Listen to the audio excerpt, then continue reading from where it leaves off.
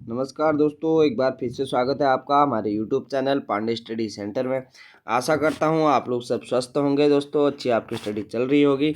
तो Uttarakhand परीक्षावाणी MCQ series जो मैंने स्टार्ट करी है दोस्तों, उसके क्रम में आज 5वीं वीडियो है। 4 वीडियो मैंने ऑलरेडी अपलोड करी हुई हैं। एक मैंने 3 वीडियो तो वहाँ पे उत्तराखंड हिस्ट्री के क्वेश्चन मैंने वहाँ पे कराए हैं दोस्तों। अगर आपने देखी नहीं है तो निश्चित तौर पर आप उनको ज़रूर से वॉच करें, ठीक है।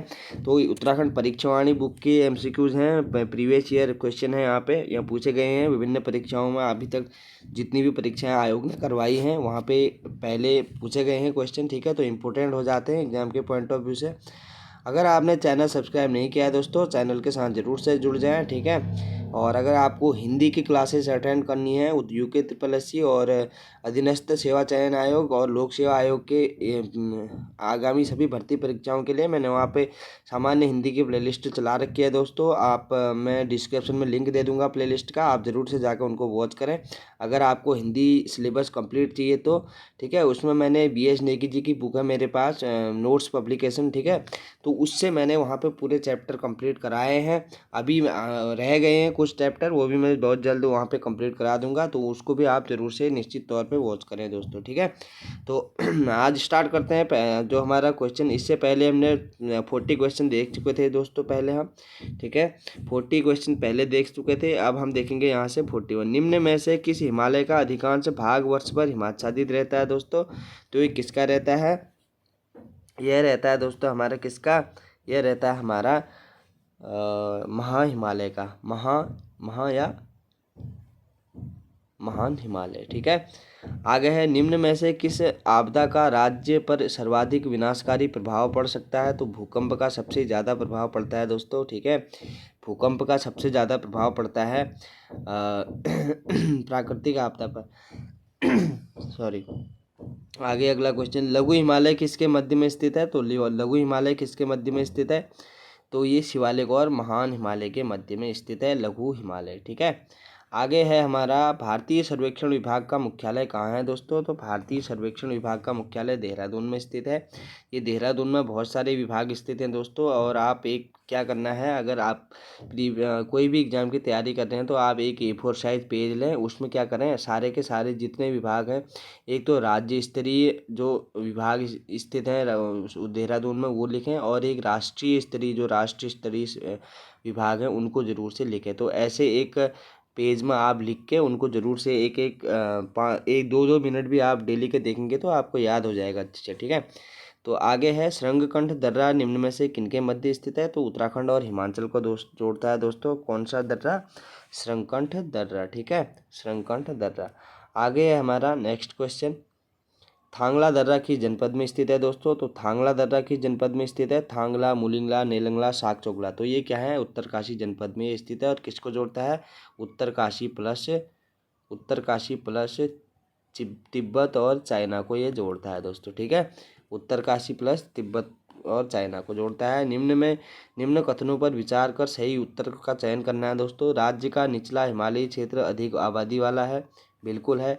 बाह्य हिमालयी क्षेत्र मुख्यतः क्या रहता है? वनाच्छादित रहता है। ये भी क्या होगा दोस्तों? सही होगा, सही, बिल्कुल सही है, वनाच्छादित रहता है। सबसे ज़्यादा बाह्य हिमालय या शिवालिक में ही पाए जाते हैं। भावर क्षेत्र पाद प्रदेश में मृदा के मोटे निक्षेप मिलते हैं, बिल्कुल सही है। तो इसका सही आंसर हो जाएगा हमारा दोस्तों, ये सभी क्या हैं, सारे ही सही हैं, ठीक है। आगे है, निम्न जिलों व क्षेत्रफल में कौन सुमेलित नहीं है? ठीक है, तो बताना है, ये इंपॉर्टेंट है। मैंने, अगर आप मेरी उत्तराखंडी इंडिविजुअल टॉपिक सीरीज मैंने स्टार्ट करी है, ठीक है। तो अगर आपने वो प्लेलिस्ट अगर चेक करी होगी ना, मैंने उसमें उत्तराखंड के मैप के थ्रू आपको क्या कर रखा है, वहाँ पे अच्छे से आपको बता रखा है कि किस क्षेत्र, किस जनपद का क्षेत्रफल कितना है और उनका स्थापना वर्ष कौन सा है। अगर आपने वो नहीं देखी है तो उसका भी लिंक मैं डिस्क्रिप्शन में डाल दूंगा दोस्तों, तो देख लो। यहीं से क्वेश्चन ऐसे बनते हैं, एक बेसिक सा चैप्टर लगता है वहाँ, लेकिन वो बहुत ही इंपॉर्टेंट रहता है एग्जाम के पॉइंट ऑफ। अगर वहाँ से ऐसे ही क्वेश्चन पूछा जाएगा तो आप लोग, अगर आपने पढ़ा नहीं होगा तो वहाँ पे बिल्कुल प्रॉब्लम हो सकती है। तो देखते हैं इसका कौन सा सुमेलित नहीं है। चमोली का 30 है, ठीक है। सबसे ज़्यादा वाला क्षेत्रफल वाला जिला भी चमोली है, 8,030। और 8,016 उसके बाद कौन सा है, उत्तरकाशी जनपद है फिर हमारा, ठीक है। उसके बाद है चंपावत का है, चंपावत का 80-16, उत्तरकाशी का 80-16 सही है, पिथौरागढ़ का 70-90 सही है दोस्तों। तो चंपावत का क्या है हमारा 1733 नहीं है, ठीक है। तो चंपावत का शायद 1766 है, 1766। आप देख लेना दोस्तों, मेरे को एक बार कंफर्म नहीं है यहाँ पे।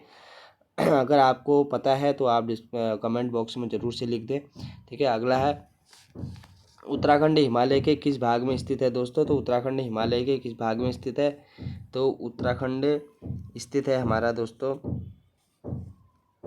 यह स्थित है हमारा पूर्व भाग में, ठीक है, पूर्व भाग में। अब ये हिमालय की पूरी क्या है, पूरी श्रृंखला है, मैं बता देता हूँ आपको। यहाँ से जो भारत का मैप अगर आप देखेंगे दोस्तों ऐसे करके, ठीक है,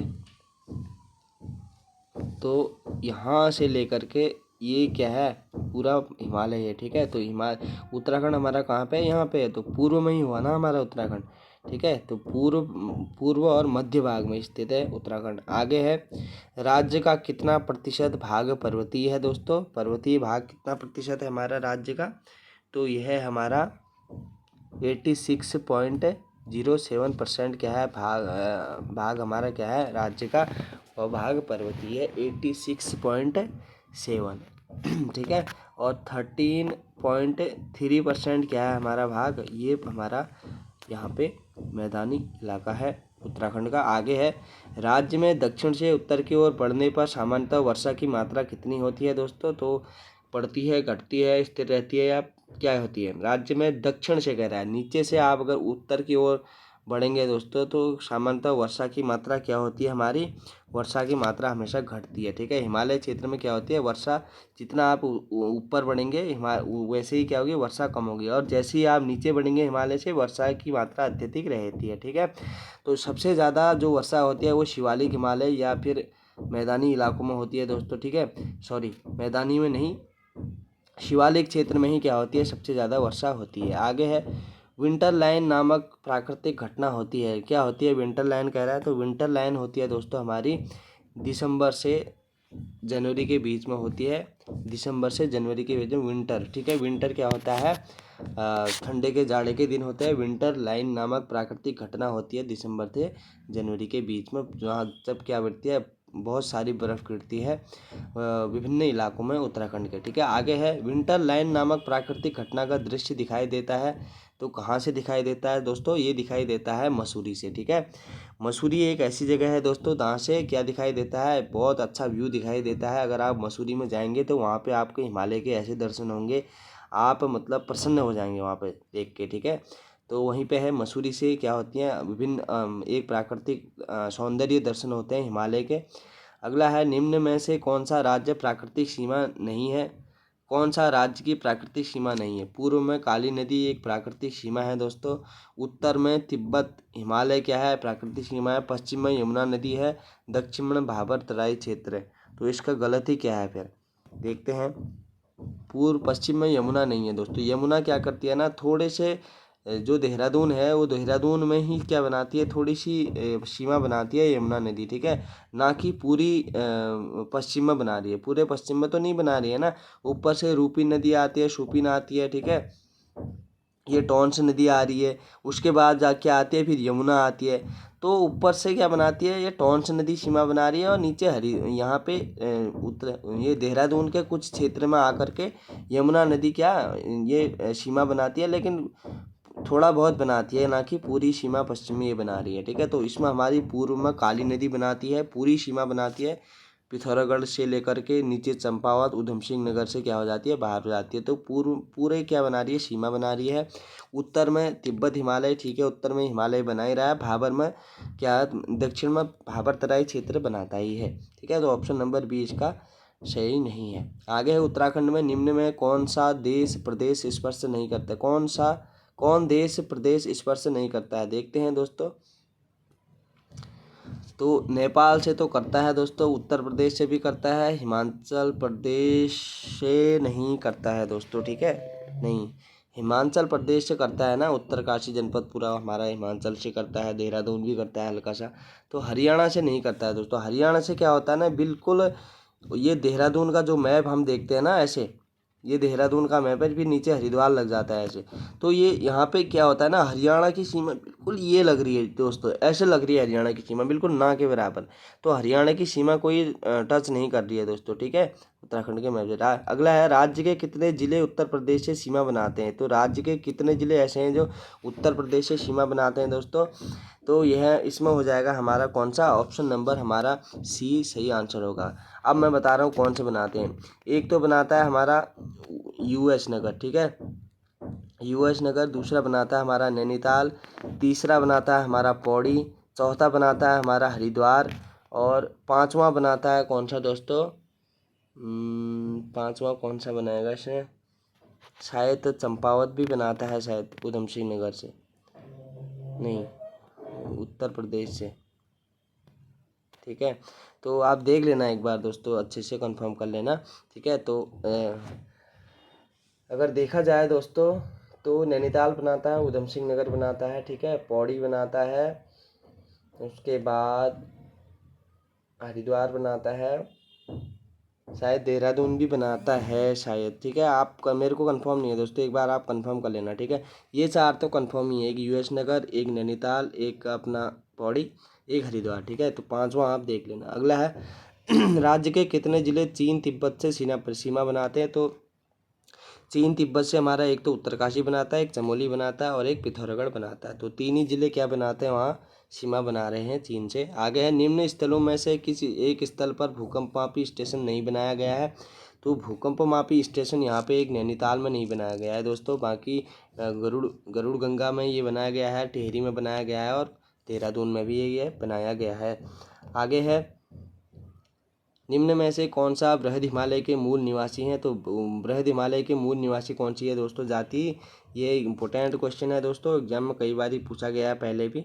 तो ये बनाती है दोस्तों जो, ये बनाती है दोस्तों हमारी कौन सी, भोटिया जनजाति। भोटिया जनजाति का सर्वाधिक जो निवास स्थान है वह कहाँ है, बृहद हिमालय में ही है, ठीक है। आगे है, राज्य की सर्वाधिक ऊंचाई वाली अधिकांश पर्वत चोटियां स्थित हैं। तो अधिकांश पर्वत चोटियां कहाँ स्थित हैं दोस्तों, चमोली जनपद में ही स्थित हैं, ठीक है। नंदा देवी जैसे पर्वत, कॉमेट, ठीक है, और उसके बाद त्रिशूल, माणा, ठीक है, और केदारनाथ, ये सारे पर्वत कहाँ स्थित हैं दोस्तों, तो ये हैं चमोली जनपद में। आगे है, राज्य की सर्वाधिक ऊंची पर्वत चोटी नंदा देवी की, जिसकी ऊंचाई कितनी है। तो कई बार ही पूछाया गया है दोस्तों, ये नहीं है, 7,817 मीटर क्या है इसकी हाइट है नंदा देवी की, ठीक है। आगे है, निम्न में से कौन नगर पर्वत श्रेणी पर स्थित नहीं है। कौन सा नगर पर्वत श्रेणी पर स्थित नहीं है कह रहा है। रानीखेत तो पहाड़ ही हैं, जोशीमठ पहाड़ है, वहाँ गोपेश्वर भी क्या है, खूब सारे पहाड़ हैं। तो ऋषिकेश एक ऐसी जगह है, मैदानी इलाका है, तो यहाँ पे क्या है, पर्वत श्रेणियाँ उपलब्ध नहीं है दोस्तों, ठीक है। तो आज की वीडियो इतनी थी दोस्तों, नेक्स्ट वीडियो हम अगले टॉपिक पे लेके आएंगे MCQs। और अच्छा, आशा करता हूँ अगर इस वीडियो आपने देखी होगी तो एक अच्छा रिवीजन हो गया होगा, बहुत सारे क्वेश्चन आपके इसमें कवर हो जाएंगे। अगर यहाँ से एग्जाम में बनेगा तो क्वेश्चन छूटना नहीं चाहिए, ठीक है। तो मिलते हैं अगली वीडियो में, तब तक के लिए अपना ध्यान रखें, धन्यवाद।